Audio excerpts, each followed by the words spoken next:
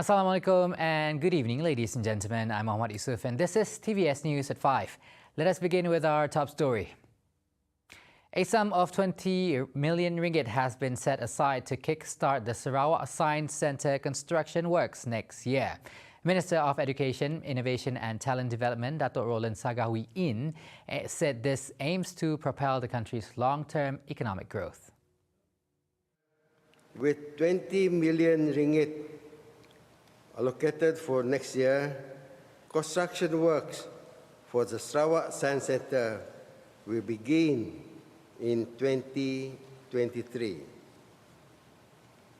Simultaneously with the design and fabrication of interactive exhibitions and contents. We expect the Science Centre to be operational and open to the public in 2025. Meanwhile, on another note, the Sarawak Infectious Disease Centre SIDC construction project will commence in the first half of 2023 and is expected to be completed in 24 months. Saga added that a total of 20 million ringgit was allocated and the centre is expected to be fully operational by mid-2025 in collaboration with internationally renowned researchers. I am pleased to inform the August House that SIDC, through the Sarawak Research and Development Council, has engaged with several world-renowned research institutions, such as 1. The United States National Institute of Allergy and Infectious Disease, 2. Imperial College London, 3. The Swiss Tropical and Public Health Institute, and 4. Oxford University. He said this when concluding the winding-up speech on his ministry at the Sarawak State Legislative Assembly Dun today. Adding further, he said that SIDC will also collaborate with public higher education institutions, namely University Malaysia Sarawak UNIMAS, University Technology Curtin Malaysia Sarawak, University Technology Swinburne Sarawak, University Technology Sarawak, UiTM Sarawak, and University Putra Malaysia Campus Bintulu. Now, domestic, commercial and industrial users can now apply to generate their own electricity under the Net Energy Metering Scheme or NEM in Sarawak. Minister of Utility and Telecommunications, Dato' Julaihi Narawi, said the scheme will provide opportunities for users to play a part in nature conservation as well as combat climate change. Setakat ini, 2 pengguna di bawah skim NEM telah beroperasi, manakala 3 lagi permohonan masih dalam proses kelulusan. Saya menyeru kepada semua ahli-ahli yang berhormat, termasuk yang berhormat Tuan Speaker, untuk sama-sama mengambil bahagian dalam program NEM ini. Dan pada masa yang sama, saya menyeru kepada rakan-rakan ahli yang berhormat supaya mewar-warkan program ini kepada pengguna domestik di kawasan DUN masing-masing. He said this in his ministry's winding-up speech at the State Legislative Assembly in Kuching today. In the meantime, he added that applications can be made at Sarawak Energy customer service counters. In the same development, according to Julaihi, Sarawak's electricity coverage has reached 97.1%.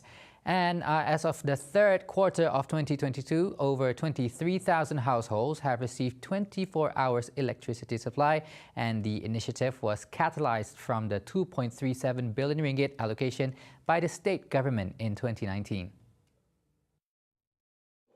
Angka ini menunjukkan peningkatan berbanding dengan tahun 2021 yang mencapai bilangan seramai 20,445 isi rumah.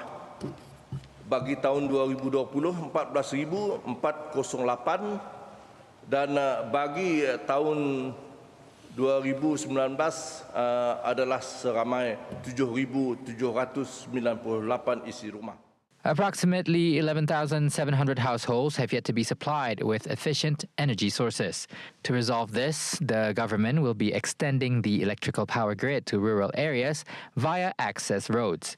For areas without any access road, power will be supplied via an alternative method. Manakala sistem off-grid, sistem kendiri, melalui hybrid dan sistem elektrifikasi luar bandar, alternatif Sarawak ataupun Sarawak Alternative Rural Electrification Scheme SARIS sedang dan akan diteruskan untuk kawasan luar bandar yang tidak mempunyai akses, yang tidak mempunyai jalan akses.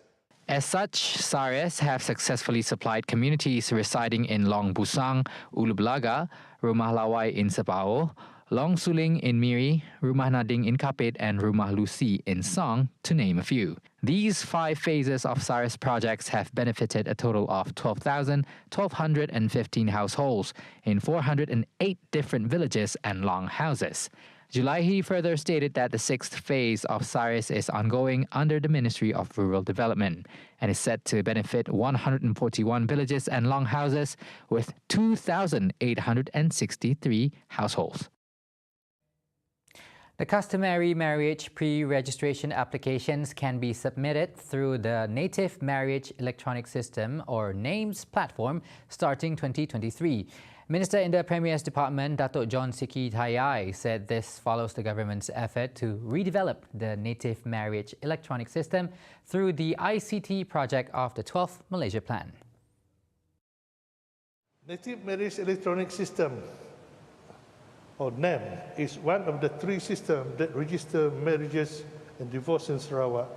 It was developed in 2010 in an effort to centralize the registration and issuance of adult marriage and adult divorce certificates. It was deployed throughout Sarawak in 2012, and its currently users consist of 45 district officers and 21 sub-district officers statewide. Adding further, he said that NAMES services will also be integrated with the relevant government agency systems to improve interoperability and data verification operations. He said this in his winding up speech at the State Legislative Assembly Dun sitting on Tuesday, November 29th.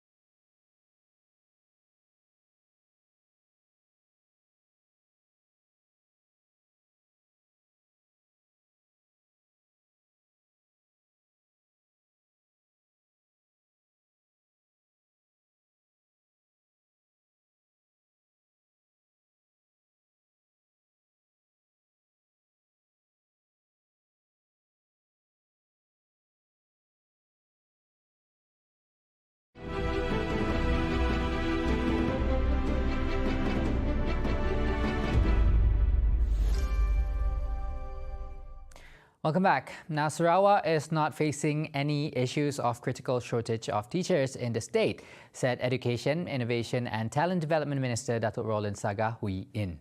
Sagah noted that, in fact, the state has achieved the 90-10 ratio of Sarawakian to non-Sarawakian teachers teaching in Sarawak. As such, he gave thanks to the Ministry of Education MOE for the endeavour to achieve the ratio as aspired by all Sarawakians. However, Sagah said there are still issues on the placement of teachers due to teaching subject specialization and family-related matters. However, there are still issues on the placement of teachers due to teaching subject specialization, or known as teaching options, and family-related matters.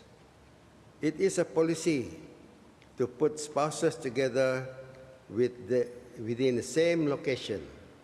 We do not want the husband to teach in Lundu while the wife teaches in Lawas. He said this in his winding-up speech at the State Legislative Assembly sitting on Tuesday, November 29th. Meanwhile, he said that the teaching of subjects of science and mathematics in English, first implemented in 2020, is now in its third year, has received positive response from teachers and students statewide.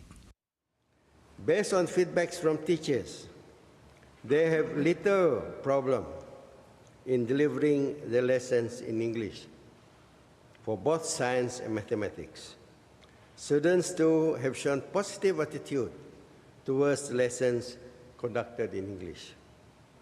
However, it is considered premature to determine the impact of the program. It would take the entire 6-year primary education to gauge the impact. Nevertheless, I am confident that the program will be able to achieve the desired impact in the long term. And for the record, he added that the program has benefited more than 80,000 students and 5,100 teachers throughout Sarawak. In addition to the teaching of science and mathematics in English, the ministry also initiated the Continuous Professional Development CPD for school leaders and teachers. Among major activities carried out include the following. 1. Bengkel memperkasakan kepimpinan dan pengurusan Standard Kualiti Pendidikan Malaysia Gelombang Kedua SKPMG2 Kualiti Sekolah Negeri Sarawak by the Education District Officers throughout Sarawak. And 2. Sarawak English Language Education Symposium, or SELES. This year marks the 6th edition of SELES, and it was held in Miri. Based on feedbacks from the participants, it remained an excellent platform for our English educators to meet, share, and present their projects and initiatives carried out in their respective schools. Since 2017, SELES has benefited 3,000 teachers. The program was initiated in 2017 when the ministry was first established and is aimed to complement teachers' development programs under the State Education Department. See the world closer with TVS as we bring you the latest news updates both locally and internationally. Just a click away by heading on to our website at www.tvstv.my or by following us on our social media platforms. And that's all the time we have for TVS News at 5. Once again, I'm Mohammed Yusuf. Thank you for watching and have a great day ahead.